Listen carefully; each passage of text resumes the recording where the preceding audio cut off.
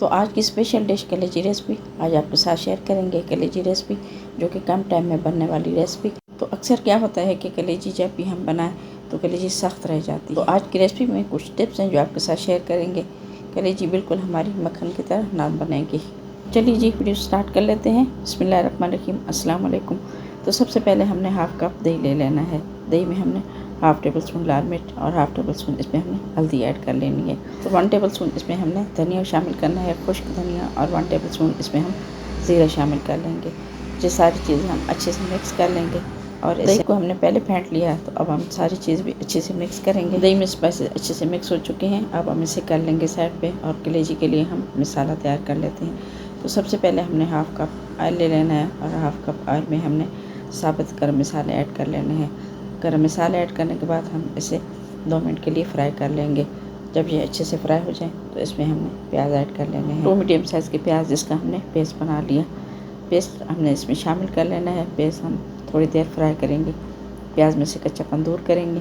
जब इसमें से कच्चापन दूर हो जाए तो बाकी की चीज़ें भी इसमें हम शामिल कर लेंगे। अगर मेरे चैनल पर न्यू है तो प्लीज़ मेरे चैनल को सब्सक्राइब कर दें। प्याज फ्राई करते वक्त हमने एक चीज़ का ध्यान रखना है कि प्याज हमने जलाने नहीं। तो जब प्याज का हल्का सा कलर सुनहरी आ जाए तो इसमें हम बाकी की चीज़ें भी शामिल कर लेंगे। तो अगर आप मेरे चैनल पर न्यू है तो प्लीज़ मेरे चैनल को सब्सक्राइब कर दें।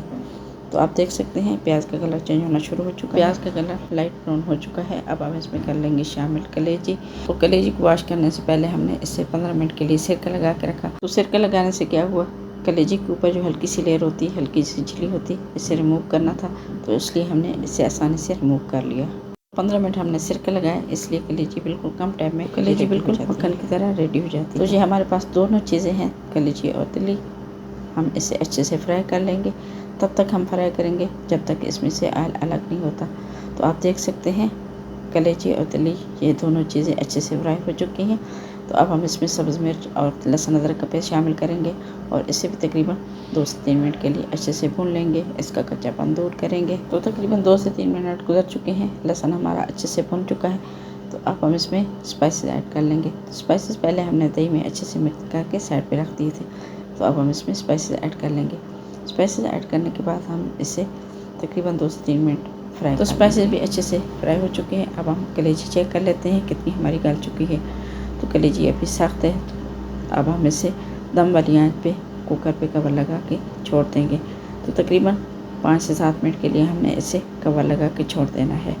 तो 5 से 7 मिनट गुजर चुके हैं। अब हम कलेजी चेक कर लेते हैं। तो कलेजी हमारी अच्छे से गल चुकी है। तो कलेजी हमारी बिल्कुल रेडी हो चुकी है। अब हम इसमें नमक शामिल कर लेंगे। नमक हमने क्यों एंड में शामिल किया, तो अगर नमक पहले शामिल कर लिया जाए तो बिल्कुल ये सॉफ्ट नहीं होती है और गलने में बहुत टाइम लगता है। तो इसलिए नमक हमने एंड में शामिल किया।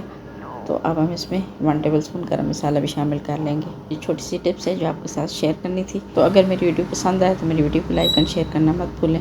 और जहाँ तक आपने मेरी वीडियो देख ली है तो मेरे चैनल हातिन की दास्तान इसको सब्सक्राइब करना भी मत भूलें। मेरी आज की वीडियो आपको कैसी लगी कमेंट सेक्शन में ज़रूर बताएं। तो आप देख सकते हैं ये कितनी कम टाइम में रेडी होने वाली रेसिपी। खुद खाएं, मेहमानों को खिलाएं और मुझे दीजिए इजाज़त। मिलते हैं एक नेक्स्ट वीडियो में। दुआ में याद रखिए। तब तक के लिए अल्लाह हाफ़िज़।